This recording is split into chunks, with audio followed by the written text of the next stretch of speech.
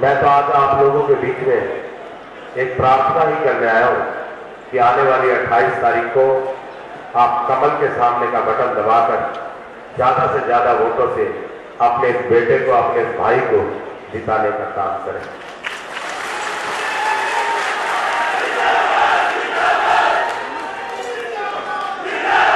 क्योंकि मेरे पिता ने, स्वर्गीय डॉक्टर हरिचंद मिड्डा ने जो जींद को लेकर सपने सजाए थे, मैं तो माननीय मुख्यमंत्री जी का बहुत आभार व्यक्त करता हूं।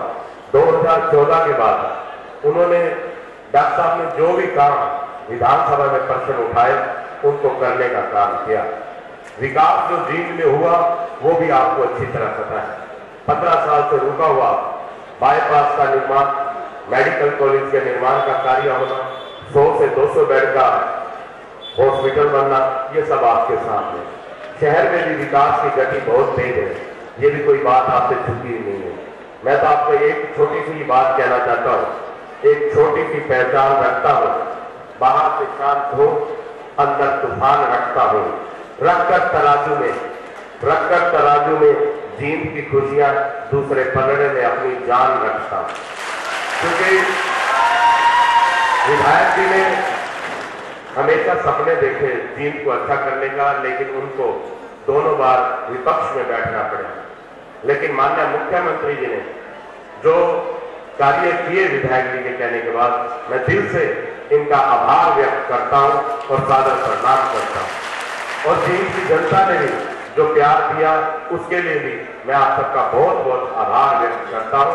मैं एक बात आपको कहना चाहता हूं, कुछ समय पहले जब मैं इंडियन नेशनल लोकदल में था, मैं एक पेशेंट को देख रहा था, तो एक महिला मेरे पास आई, उसने एक बात कही कि भाई साहब, डॉक्टर साहब, मैं भारतीय जनता पार्टी माननीय मुख्यमंत्री जी से बहुत संतुष्ट हूं।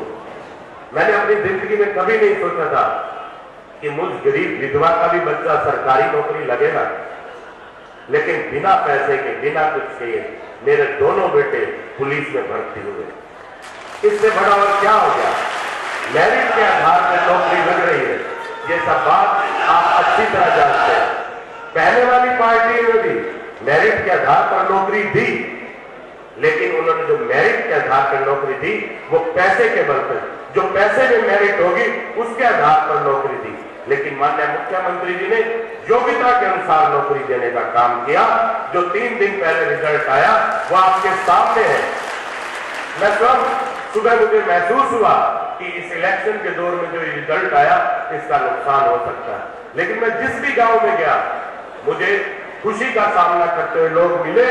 उन्होंने ढोल नगाड़ों से स्वागत करने का काम किया कि माननीय मुख्यमंत्री जी ने वो कर दिखाया जो उन्होंने कहा था। पारदर्शिता के अनुसार उन्होंने नौकरी देने का काम किया।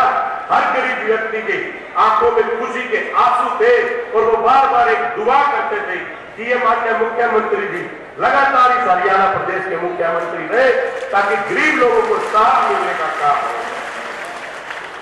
हर व्यक्ति के दिल में तड़प थी, लेकिन मैं आज फिर, मेरे पिताजी ने कभी ये नहीं सोचा था मैंने कि मैं इलेक्शन लड़ूंगा, लेकिन मेरे पिताजी के दुनिया में जाने के बाद अगर मैं इलेक्शन लड़ता, अपने पिता के सामने इलेक्शन लड़ता, तो बहुत खुशी होती। लेकिन मैं धन्यवाद करूंगा माननीय मुख्यमंत्री जी का, जिन्होंने पिता रूपी आशीर्वाद मेरे सिर पर रखा।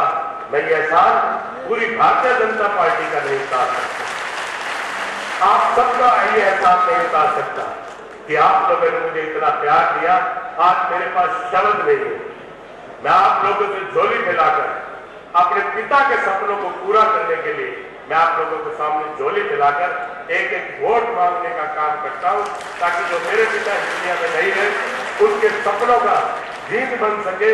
और इन 8 महीनों में माननीय मुख्यमंत्री जी 5 साल की नई जींद के लिए 10 साल की कसर पूरी करने का काम करें, ताकि इन 8 महीनों में वे जो मेरे पिताजी ने सपने देखे थे वो पूरे होने का काम करें। मैं तो यही शब्द के साथ अपनी वाणी को विराम देता हूं और एक ही बात कहता हूं, हो गई है पीर पर्वत सी पिघलनी चाहिए, अब हिमालय से कोई नई गंगा निकलनी चाहिए।